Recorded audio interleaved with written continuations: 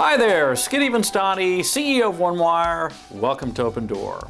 Today we're going to go interview my very good friend Hartley Rogers, who's the CEO of Hamilton Lane, one of the largest allocators of private equity capital in the world. He's an incredibly interesting guy. You're going to learn a lot. Let's go see what he's up to.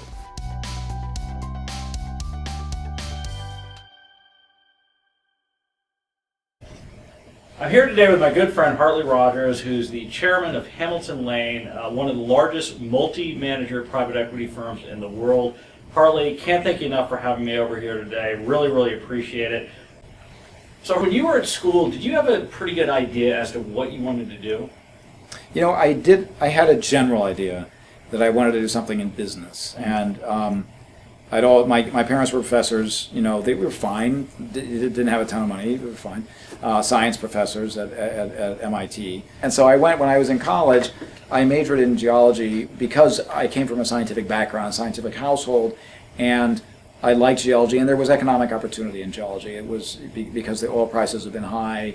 We were after the first OPEC oil crisis in the early 1970s.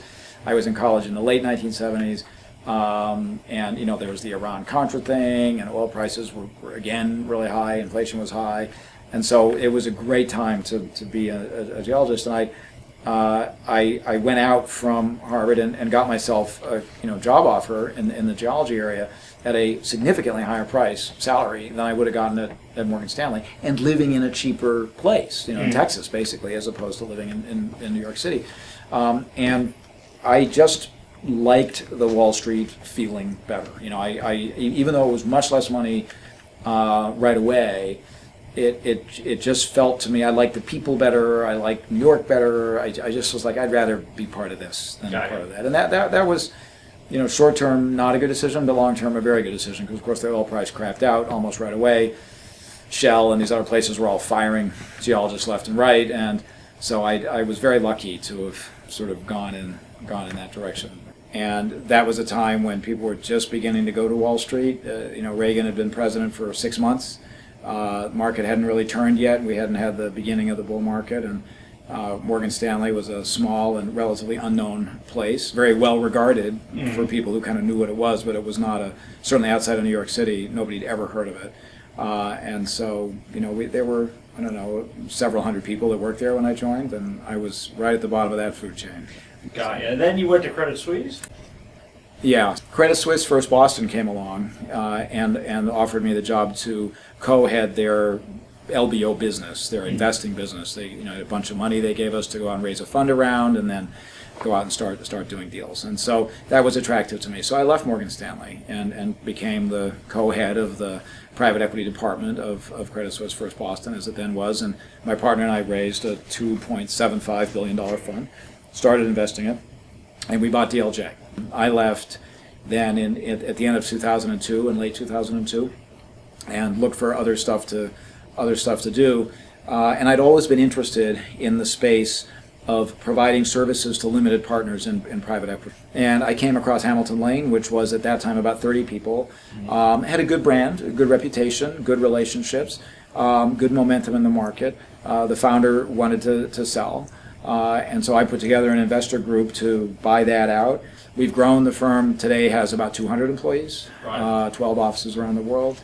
And we have two ways in which we do our business. So if you're a client of ours, clients of ours are pension funds, endowments, sovereign wealth funds, insurance companies, the sort of new style of pension fund around the world that has evolved in places like Chile, Australia, Israel, and Sweden, where people are making 401k type choices about their asset allocations, but they're doing so in a much less constrained way than we have here in this country.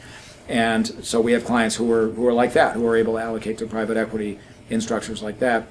We have two ways that we do that with people. One is we advise them, so it's non-discretionary. In other words, we're giving them ideas, reports, stuff like that. We charge basically flat fees for that. That business, we have about $150 billion under management, and that tends to be big clients investing in big funds. That's CalPERS investing in Blackstone. It's big stuff, where our value add to CalPERS is not huge. They know that they want to invest in Blackstone, or they want to invest in TPG, or they want to invest in Clayton Dubilier or whatever it is, and we are there to just help them through that process. It's value add, but it's not huge value add. The other part of our business that really drives our business is about $25 billion in real assets under management, where they give us the the decision-making capability, and so there we're actually managing the money.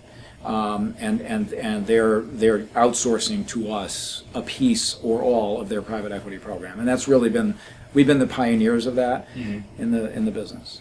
What sort of advice would you give young people today if they're interested in going to Wall Street?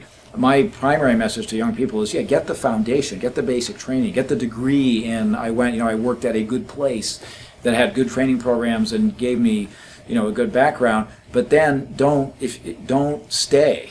I think businesses get too big, and when they get too big, they aren't as good. And it's true. Look at Wall Street. I mean, Morgan Stanley is not the same place today that it was even 15 or 20 years ago. Goldman Sachs, not the same place. Certainly the big banks, not the same places. That's why the private equity world is such a great world, because it works for one reason and only one reason, and it isn't leverage. It works because private equity funds know how to align the interests of the managers and the companies they're buying with the shareholders. I don't want to pick on J.P. Morgan. I love J.P. Morgan. Great service for us. But if you work there and you're dumped a bunch of stock every year in retention type stuff as part of your bonus, it's nothing. It's junk, because you can't influence that. There's nothing you can do that will make that stock be more valuable or less valuable. Yeah. Unless you're the London whale, in which case it's less valuable. There's nothing you can do, and so why do that to yourself? Why sit in a place where you get crammed with this paper that you have nothing you can do about it, and it's no life. Life's too short. Life's going to be over faster than you think it is. And so go out, have some fun, and take some risks, but only do it once you've been given a good basic training. Well, again, Hartley, can't thank you enough for taking a little time out of your business day.